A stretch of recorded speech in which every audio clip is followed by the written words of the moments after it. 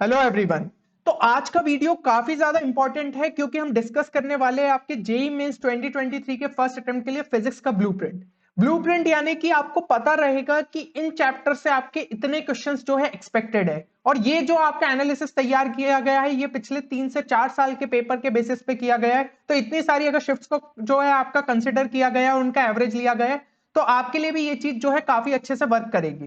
तो आप उस हिसाब से जो है प्रायोरिटी डिसाइड कर सकते हैं कि यहां से सबसे ज्यादा नंबर ऑफ क्वेश्चंस पूछे जाएंगे, तो इन चैप्टर्स को आपको पहले अच्छे तरीके से जो है रिवाइज कर लेना चाहिए। साथ ही साथ हम देखने वाले कि एक चैप्टर के अंदर आपके कौन से सबसे इंपॉर्टेंट सब टॉपिक्स है जहां से बार बार क्वेश्चन रिपीट हुए, तो आपको जो है रिवाइज करने में और ज्यादा हेल्प मिलेगी। और अगर कुछ चैप्टर्स आपने नहीं पढ़े तो कम से कम इन सब टॉपिक्स को आप पढ़ के चले जाना, और आपका जो है काम यहाँ पे हो सकता है।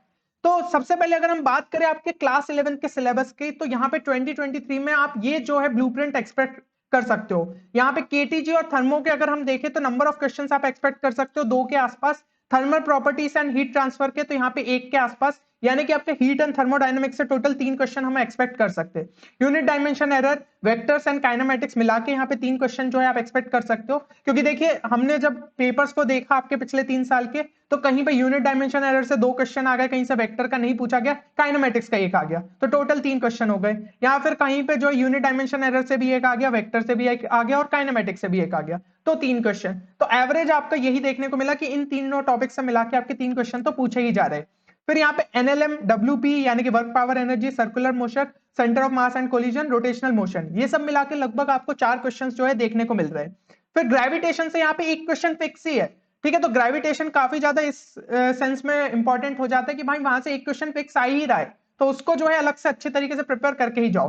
प्रॉपर्टीज ऑफ सॉलिड्स मिला ले, फ्लूइड मैकेनिक्स मिला ले, एसएचएम और वेव्स मिला ले, तो यहाँ पे मिला के 3 क्वेश्चन पूछे जा रहे हैं। तो यहाँ पे आपको समझ में आ रहा होगा कि ज्यादा नंबर ऑफ चैप्टर्स भी अगर आप करके जा रहे हो और कम क्वेश्चन पूछे जा रहे हैं, तो उनके लिए आप जो है थोड़ा लास्ट का टाइम रख सकते हो रिवीजन के लिए।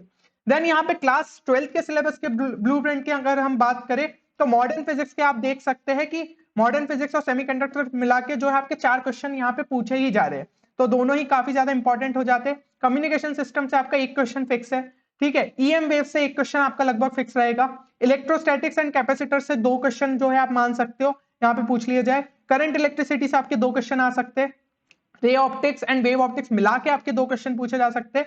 Moving charges, magnetic effect of current and magnetism मिला के जो है आपके 2 क्वेश्चन आप देख सकते हो। ऑल्टरनेटिंग करंट एंड ईएमआई मिला के जो है आप 2 क्वेश्चन यहाँ पे एक्सपेक्ट कर सकते हो। तो ये लगभग जो है आपका यहाँ पे हम प्रेडिक्ट कर सकते हैं कि इस टाइप से आपको ब्लूप्रिंट देखने को मिलेगा। मोस्ट ऑफ द शिफ्ट्स में ये काम करेगा। बाकी कुछ शिफ्ट्स होती है जहां पे थोड़ा एबनॉर्मल वेटेज चले जाता है कि एक चैप्टर के बहुत ज्यादा ही क्वेश्चन डाल दिए, बट ज्यादातर शिफ्ट्स में आपको ये चीज देखने को मिलेगी।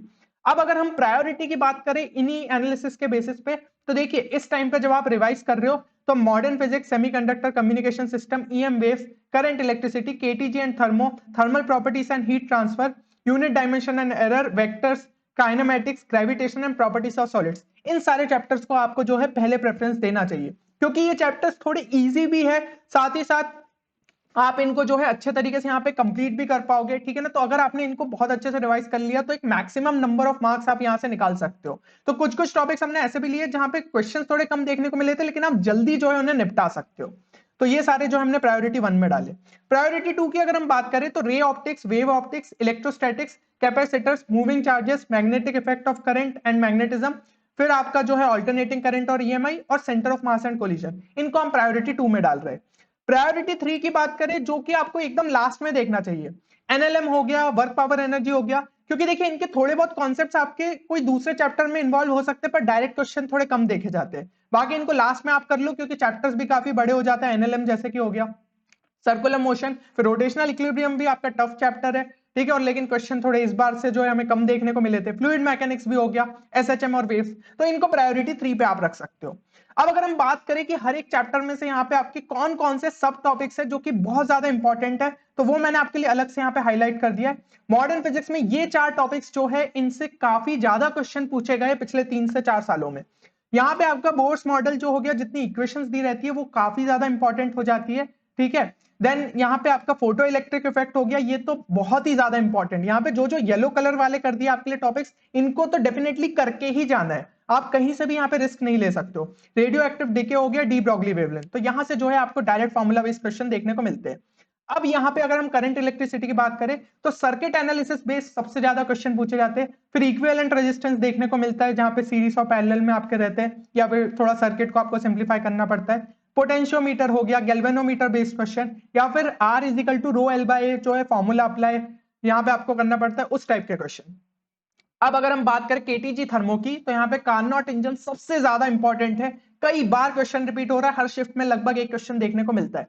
इंटरनल एनर्जी बेस्ड क्वेश्चन जो है हो सकते हैं, फिर VRMS, ठीक है, VMPS आपका हो गया, फिर V एवरेज, ये रिलेटेड क्वेश्चन देखने को मिलते हैं, जिसमें से VRMS सबसे ज्यादा इंपॉर्टेंट है, यानी कि रूट मीन स्क्वायर स्पीड। फिर आपका जो है यहाँ पे फर्स्ट लॉ इंपॉर्टेंट है, ideal gas equation, work done in different processes, thermal properties और हीट ट्रांसफर की अगर बात करें तो heat exchange, thermal expansion, Newton's law of cooling, ये जो है आपके इंपॉर्टेंट टॉपिक हो जाते हैं। येलो जो मैं मार्क कर रहा हूं वो आप मान के चलो सबसे ज्यादा वहां से क्वेश्चंस हमें जो है देखने को मिलेंगे, तो उनको तो डेफिनेटली करना है, एंड व्हाइट वाले टॉपिक भी आपको कर लेना चाहिए। अगर कोई चैप्टर आपने पहले उतना नहीं पढ़ा है तो इनके एटलीस्ट आप ये तो जो है कंप्लीट यहाँ पे कर ही सकते हो, ठीक है ना, ये टॉपिक्स कम से कम करके जाओ। अब यहाँ पे बात करें moving charges, magnetic effect of current और मैग्नेटिज्म की, तो ये तीन टॉपिक्स आपके काफी ज्यादा इंपॉर्टेंट होते हैं, charges moving in magnetic field, magnetic properties, और यहाँ पे आपका जो है magnetic field due to current carrying straight wire, ये चीज हो गई। अगला unit and dimension error and vector से रिलेटेड ये क्वेश्चंस, तो वेक्टर्स कंप्लीट ही चैप्टर पढ़ के चले जाओ, छोटा ही है, उसमें से कभी कभी जो क्वेश्चन आता है उतनी थ्योरी के बेसिस पे आप कर सकते हो। मैथ्स में भी अगर वेक्टर्स अच्छे से पढ़ा है तो यहाँ पे इतना ज्यादा पढ़ने की जरूरत नहीं है, आपका काम हो जाएगा।